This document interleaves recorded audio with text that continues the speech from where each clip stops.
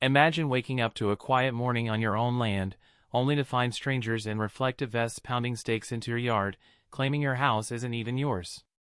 They say the HOA sent them, armed with forged papers and fake maps. They're not just trespassing, they're trying to erase you from your own property. Most people would panic, maybe even give in. But not me. Because while they thought they could bury me in paperwork and threats, I had something they didn't expect: proof, technology, and the law itself. And when I turned their own tricks against them, the HOA that tried to steal my land ended up losing everything. The first time Milton noticed them, he thought they were county surveyors. 3 men in high-visibility vests stood at the edge of his pasture, the fog curling around their legs like smoke. They carried tripods, measuring wheels, and clipboards, muttering to one another as if they owned the place. But something about them was wrong. The dogs, who usually erupted at the sight of strangers, only growled low, uneasy, as if they sensed an intrusion they couldn't quite understand. Milton stepped off his porch, mug of coffee in hand, and called out. The men barely acknowledged him. One drove a stake into the ground, another sketched lines across a map. When Milton asked for their credentials, they flashed laminated cards with the HOA's logo, nothing official, nothing tied to the county or the state. This land is under the jurisdiction of the Ridgeview HOA, one of them said flatly, as though it were fact carved in stone. Milton's jaw tightened. He lived on acreage outside the HOA's boundaries. Always had. His property deed was older than the subdivision itself. Yet here these men were, acting as though his house, his barn, his fences were all subject to their rules. That afternoon, the letter came. A glossy envelope, the HOA crest embossed in gold. Inside was a notice of violation. According to their so-called records, his house sat on common property and was illegally constructed. They demanded compliance within 30 days or face fines, liens, and possible foreclosure. The language was polite on the surface but heavy with intimidation. Milton knew the game. HOAs thrived on fear, on homeowners who didn't understand their rights. But this was different. They weren't threatening him over mailbox paint or grass height. They were claiming ownership of the very land his family had worked for generations. When he refused to respond, the pressure escalated. The surveyors returned, hammering new stakes deeper into his fields. HOA board members drove by slow, watching, smirking. A second letter arrived, thicker than the first, filled with fabricated maps. On their updated survey, the boundary lines were shifted by hundreds of feet, conveniently cutting his house into their territory. It was so brazen, Milton almost laughed. Almost. But the threats didn't stop there. His mailbox was pried open, letters missing. A section of his fence was mysteriously torn down, cattle nearly loosed. Oil appeared on his driveway, slick and fresh, a message that someone had been close, too close. And through it all came Karen, the HOA president, standing smugly at the property line one evening with her arms crossed. "You can make this easy," she said, voice dripping with condescension. "Sign the transfer papers, and we'll even let you stay as a tenant." Or, she let the word hang in the air. "You can fight us. But we have the maps, the signatures, the lawyers." Paper beats protest. Milton said nothing. He simply stared, memorizing every detail of her arrogance. Inside, a quiet resolve formed. They thought they could bury him under fraudulent documents and forged authority. What they didn't know was that he had already begun laying his own groundwork. And this fight was only just beginning. Milton had lived long enough to know that battles weren't always fought with fists or bullets. Sometimes, the sharpest weapon was truth, carefully recorded, carefully timed. And while the HOA's goons were busy hammering stakes into the earth and drafting lies on paper, he was already 2 steps ahead. The first thing he did was fire up his drones. For years, he had used them for surveying his own land, checking fence lines, inspecting the roof, even mapping tree growth. But now they became his silent witnesses. Each flight logged exact GPS coordinates, timestamps, and aerial imagery. When the surveyors trespassed again, Milton didn't confront them. He let the drone hover high above, capturing every movement, every stake driven into soil that wasn't theirs. Next, he unearthed the steel rebar he had buried years earlier at key boundary points. Each marker corresponded with county survey plats, the real legal lines. He cleaned the dirt off one and drove it deeper into the ground, smiling to himself. Paper can lie, he muttered, but steel doesn't move. At night, in the glow of his desk lamp, Milton built files. Screenshots of fraudulent HOA maps side by side with county cadastral records. Video clips stitched from drone feeds. GPS tracks overlaid with satellite imagery. His office walls became a battlefield map, each piece of evidence a bullet waiting to be fired. Then came the website. A simple page at first, freeholdridge.net, but it grew quickly. He uploaded drone videos of trespassers, scanned letters from the HOA, even side-by-side comparisons of authentic deeds against forged documents. Soon neighbors were messaging him, whispering their own stories of HOA harassment. A retired couple admitted their backyard had been resurveyed smaller after refusing a board fee. Another neighbor revealed how fines had piled so high, they nearly lost their home. Milton wasn't just fighting for his land anymore. He was exposing a system of fraud, brick by brick. The HOA noticed. One morning, he woke to find oil splashed across his gravel drive, black and slick like tar. Another evening, a barricade of sawhorses blocked his lane, as though cutting him off from the world. Mail kept disappearing. Someone was trying to shake him, to make him doubt. But the more they pressed, the calmer he grew. Every act of sabotage was another entry in his log, another piece of evidence. Karen, the HOA president, doubled down. She appeared at his gate one afternoon with a stack of documents, her lawyer in tow. "This is your last chance," she sneered. "You can sign now and avoid the embarrassment of court. Or you can waste your time, and when the judge sees our maps, you'll lose everything." Milton didn't even take the papers from her. He only smiled, a small, knowing curve of the lips. "Funny thing about maps," he said. "They're only as good as the data behind them. And I've got more data than you realize." For the first time, Karen's face flickered with unease. That night, Milton prepared his final arsenal. He organized files into airtight binders, mirrored everything on encrypted drives, even mailed sealed copies of evidence to trusted friends in case anything happened to him before the trial. He wasn't just ready to defend himself. He was ready to crush them. The HOA thought they had the upper hand, lawyers, paperwork, intimidation. But Milton had something far more dangerous, undeniable truth backed by technology. And when the courtroom lights came on, he would turn their own game against them.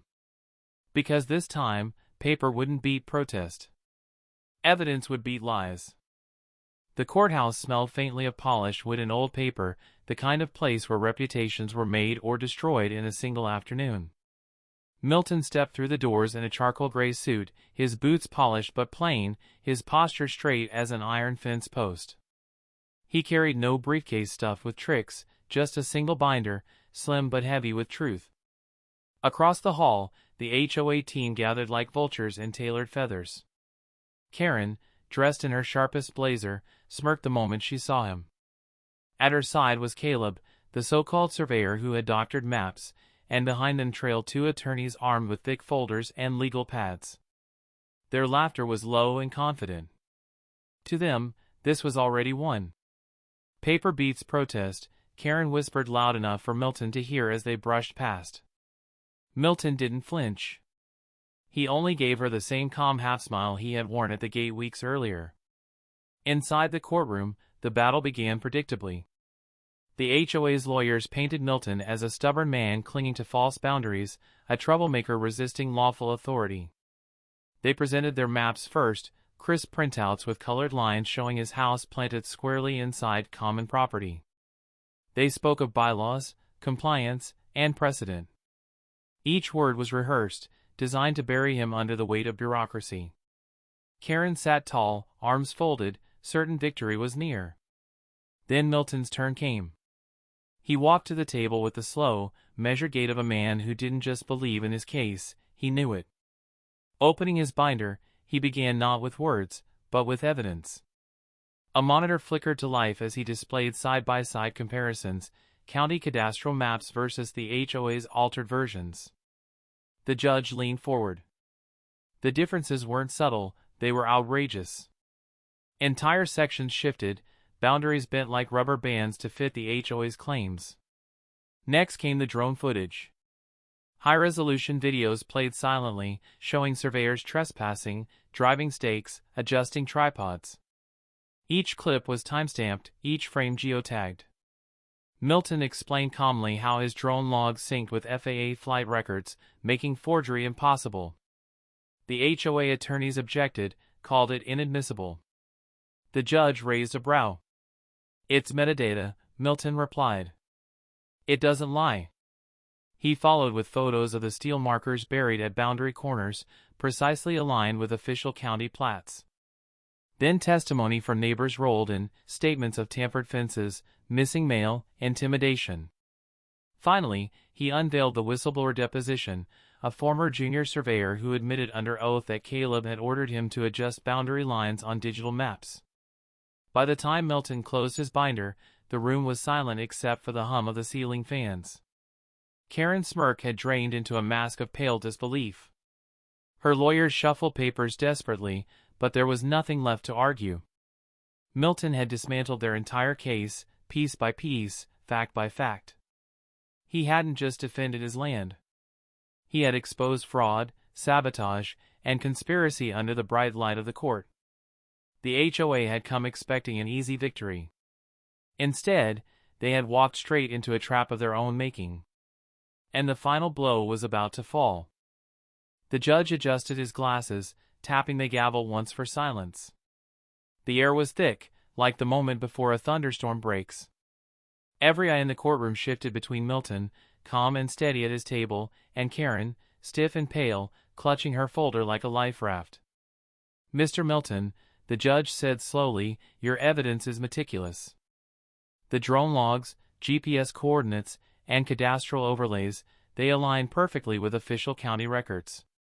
The HOA's maps, on the other hand," he turned his gaze toward Karen's team, his voice sharpening, "show deliberate alterations. Not clerical errors. Deliberate fraud." Karen's attorney stammered, fumbling with papers. "Your Honor, with respect, our surveyor acted under standard." The judge cut him off with a raised hand. "Standard procedure does not involve moving property lines hundreds of feet. Nor does it explain testimony from a whistleblower stating he was ordered to falsify boundaries." Murmurs rippled through the gallery. A reporter scribbled furiously. Karen shifted in her seat, beads of sweat forming along her hairline. Milton stayed silent, hands folded. He didn't need to gloat, the evidence had already spoken for him. The judge turned to the HOA president. "Mrs. Whitmore," he said, his voice measured, "you signed these documents as official board submissions. Are you telling this court you had no knowledge they were fraudulent?" For the first time, Karen's composure cracked. Her lips parted, but no words came.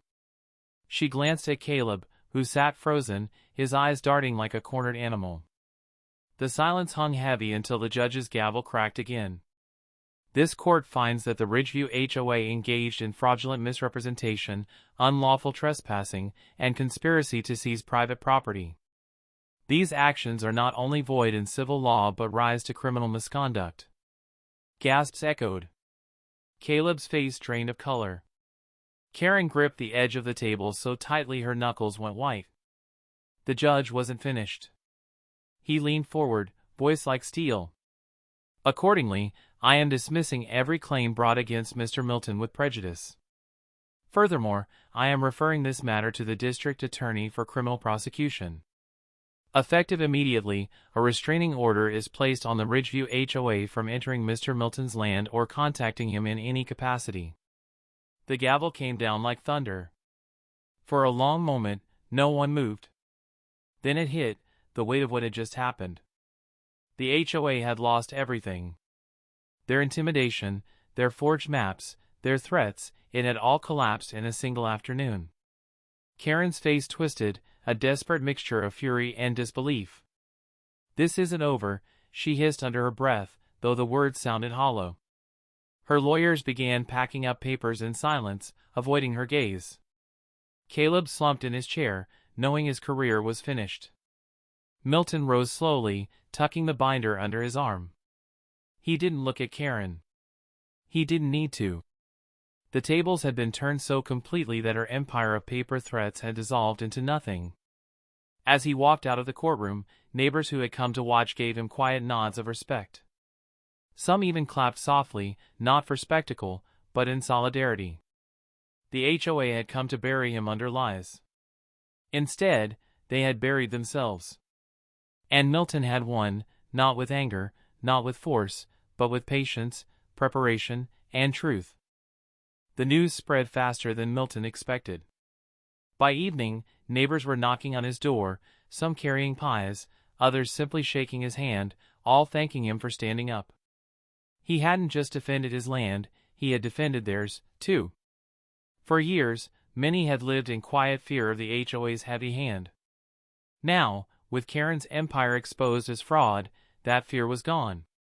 Within weeks, the Ridgeview HOA unraveled. Karen and Caleb were indicted on charges of fraud and conspiracy. Board members resigned in disgrace. The association's accounts, drained by legal fees, went bankrupt. What had once been a smug power structure collapsed into dust. Milton didn't stop there. At the foreclosure auction, he quietly purchased the remaining HOA-owned parcels. And instead of fencing them off or flipping them for profit, he restored them to open pasture, christening the land with a weathered wooden sign, Freehold Ridge. It wasn't just a name, it was a promise. The final closure came one warm Saturday evening. Families gathered under the big oak tree in Milton's yard, grills smoking, kids chasing each other across the grass. Someone had hung a piñata painted like the HOA's logo. When it finally burst, spilling candy across the lawn, the laughter was louder than it had been in years. Milton sat back in his chair, watching neighbors he once barely knew share food and stories as if they had always been a community. For the first time in a long while, the air around the ridge felt lighter, freer. As the sun dipped low, someone raised a glass toward him. "To Milton," they said. "The man who turned the tables." He only shook his head with a modest smile. "No," he replied. "To the land. To the truth. And to never letting anyone take it from us again." The crowd cheered, the cicadas sang in the distance, and Milton felt a peace deeper than victory. He hadn't just won a case. He had reclaimed dignity, for himself, and for everyone around him. This was more than land. It was freedom. And he intended to keep it that way. And that's how I turned the tables on an HOA that tried to steal my land. What would you have done in my place? Let me know in the comments below. Don't forget to like this video, share it with friends, and subscribe for more unbelievable true stories. Your support keeps these stories alive.